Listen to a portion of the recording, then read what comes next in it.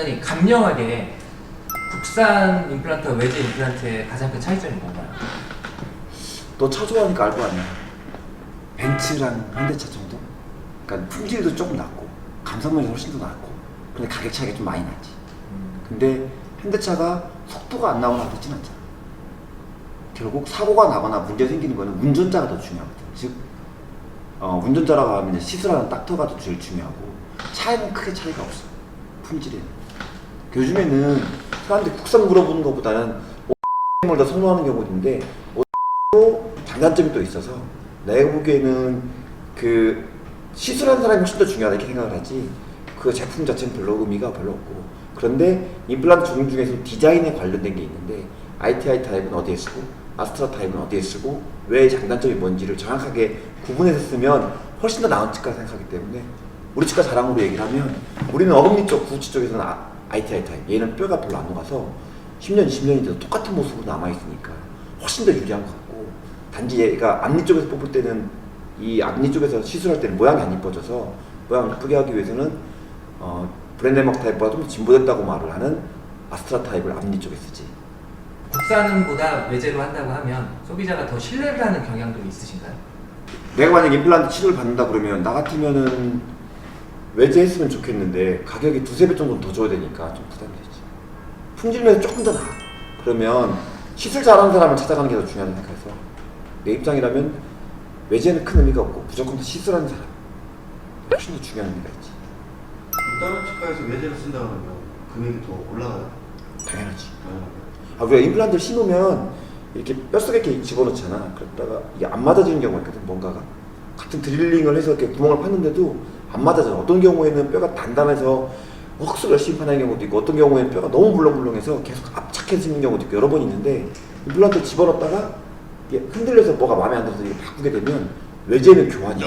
국산 교환을 해주거든. 그러니까는 단가 자체가 2배 정도, 3배 정도 차이 나는데 한두 개 페이를 하는 경우를 생각을 하면 시술하는 과정 중에서 그럼 4배, 5배가 넘어가야 되니까 부담을 좀 많이 갖게 돼서 그 다음에 세트로 사야 되거든. 그게 기둥 임플란트 한 개 사는 게 아니라 임플란트 사기 위해서 드릴링 세트도 돈 천만 원 하거든. 그 세트도 하나 사야지. 픽처도 적어도 10몇 개를 갖다 놔야지. 그 다음에 그 위에 쓰는 기둥도 뚜껑도 부속품들이 또 몇십 가지가 있거든. 종류별로. 그걸 다 사야 되는데 그걸 한 사람을 위해서 회사를 바꾸기는 어려워. 그러다 보니까 자기가 주로 쓰는 회사에서 그 회사가 대부분이 현대차라 그러면 승용차나 버스나 트럭 만드는 것처럼 걔네들이 그 회사에서 다 만들기 때문에 거기서 이제 ITI 타입이랑 아스트라 타입이랑 쓰지. 우리는 워낙 임플란트 많이 하니까 둘 다를 쓰는데 이것도 종류가 엄청 많아. 몇백 가지 종류가 나오거든. 이게 2개지만 쓰는데도. 근데 다른 회사에 또 몇백 가지 또 주문할 수는 없으니까 보통 한 회사 걸 쓰지. 결론은 탈 안 나게 하는 닥터의 능력이 제일 중요하고 탈 났을 때 이유를 묻지 않고 AS를 해줄 수 있을 것이냐의 문제하고 그렇게 하면서 그렇게 감수하는 병원인데 AS가 별로 안 생긴다면 그 병원이 잘하는 병원이었지. 우리 병원 얘기야. 네, 환자한테 임플란트를 추천을 만약에 바라신다면 추천하는 기준이 있으신가요? 추천 어렵네. 너무 어려워. 환자들은 어떤 회사 제품을 원하는 경우가 많은데 우리가 볼 때는 디자인, 그다음 어금니 쪽에서는 ITI 타입의 제품을 쓰고 전치부에서는 전치부에서 유리한 아스트라 타입을 쓰고 결국에는 나중에 탈이 안 나고 모양이 제대로 이쁘게 나오면서 탈 안 나는 걸 골라서 하는 게 제일 중요하지. 환자들은 그냥 제품 회사 걸 원해. 현대차를 원하는데 나는 그게 아니라 승용차를 쓸 건지 트럭을 쓸 건지를 그 상황에 맞춰서 쓰려고 노력을 하지. 디자인이 제일 중요해. 그럼 그런 환자분들 중에 아예 메이커를 딱 결정을 하고 오셔가지고 원장님한테 이걸 해달라고 하는 환자들도 혹시 있으신가요? 그렇지. 많이 해달라고 하는 사람들이 있는데 개인적으로는 좀 썼다가 안 좋았던 경험들이 있어가지고 그게 어떤 거냐면 나는 수술 정확하게 원칙대로 해놨는데 괜히 이 제품은 중간에 10년쯤 되니까 망가지는 거야. 5년, 10년 지나면서. 원인을 모르겠어.